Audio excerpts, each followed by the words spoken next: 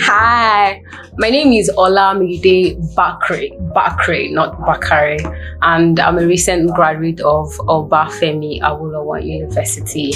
And in the movie ICHABOD, I played the choir manager, and I also worked as a crew member.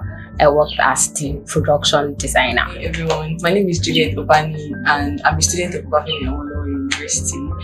My role in the movie, I was the writer. I wrote script for ICHABOD. So yes, inspired. Actually, Uriel shared the story with me. So there was just this particular day coming from church, and started talking about it. There was this particular story you wanted to share, and he was talking about it. I didn't really get the point of it, so I didn't follow up. Then a few weeks later, he reached out to me again. I was like, oh, what about this? I was like, okay. And then I had the problem then of, I've never tried script writing before.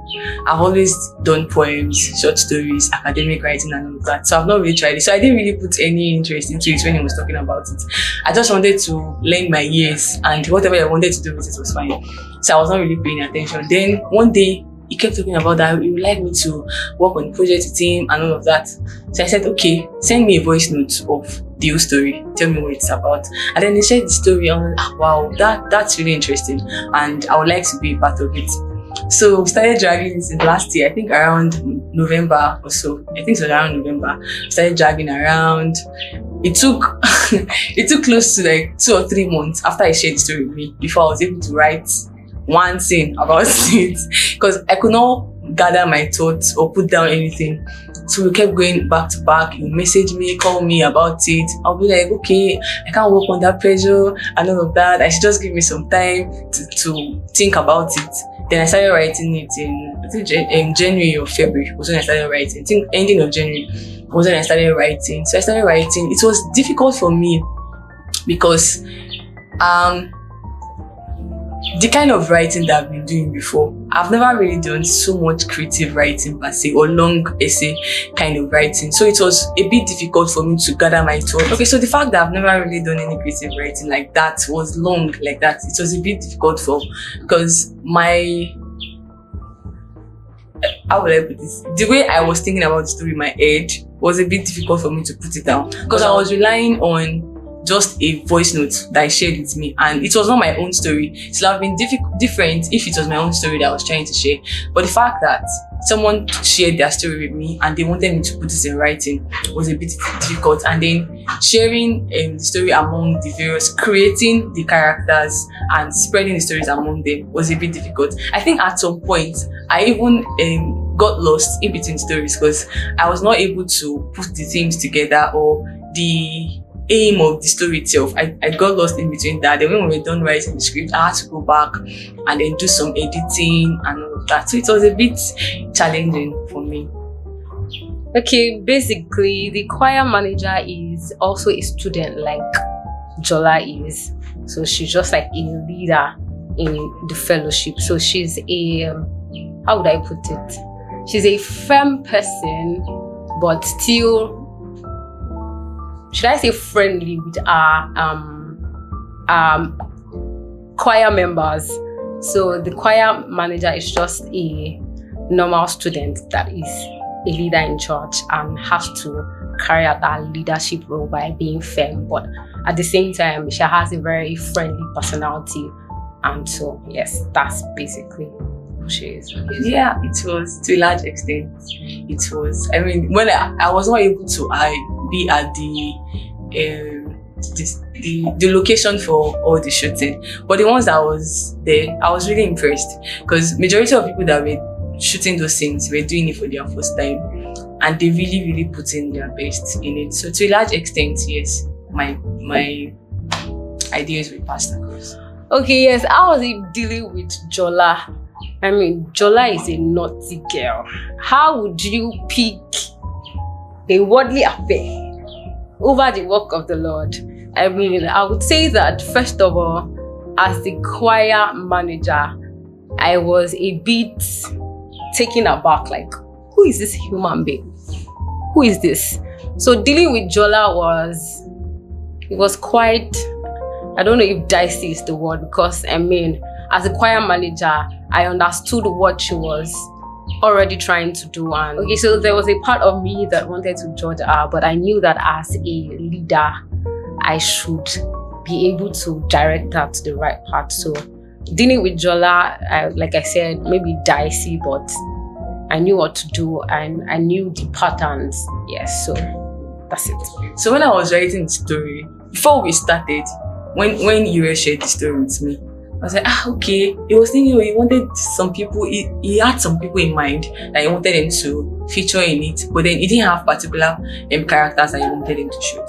I didn't really have anybody in mind. But then when he shared the story with me, I was okay, it will need someone that has some sort of musical experience to do it. So that one was fixed already. But then the supporting character and every other characters, it was while I was writing the story, I was like, okay, this person should work for this person should be able to do this. And then the main character, I think it was when I was already on the second or third scene, was when I concluded that this was the person I felt could do the main character, and then we started reaching out to them. So for that, it wasn't like I had people in mind, but it was while the story was unfolding and I was writing it that I was getting an idea of people that I felt like, oh, they could do this, they could do that. Okay, so first of all, I mean, almost everybody on this set is a believer. Yes, I'm a believer, and these things, I see them happen. In fact, to myself, I almost would say that I was Jola for a moment. So I see these things happened, and we hear the things that our pastors teaches us. We hear the things that people that we look up to let us understand when it comes to our work with God. So I was able to enter that character and say those things, because I mean, it is not new. These things are not new in Christendom. They are not new. They are things that happen to all of us as stewards of God. I mean, in this world, in this flesh.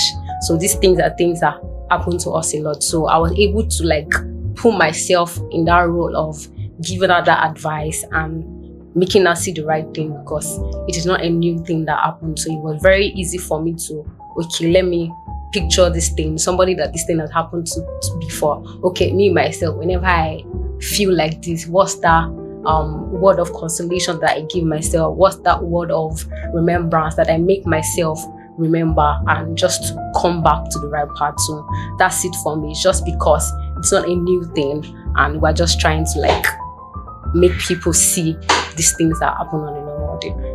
It stressed me actually, because I was just joking, it stressed me. It was a very good experience with them, because I mean, we already had a relationship, so it was easy for us to flow along. When there was any challenge, I could literally just meet it up with them. I think there was a particular time where the main character was not giving us what we wanted, and I had to keep telling the director, no, this lady she's not eating this thing on the. I get that she's really trying her best, but she's not really eating it in the head. And also being present at the locations, it also made it a bit easy for me to see if the characters were flowing along. And I really like the fact that the director, the producer and the co-producer, if I got that wrong, the director or the co-director, I liked how they worked together on it. It was, at some point, I was wondering, okay, who is the director, who is the co-director? Because it looked like they really did their best to make the whole project a success. So it was not difficult working with them.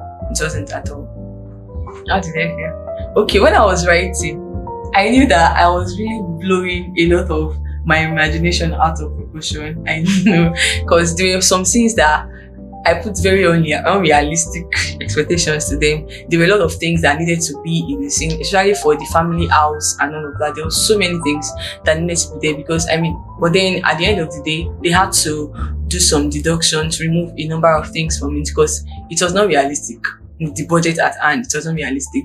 So they had to remove it. And I mean, every rational person will see that.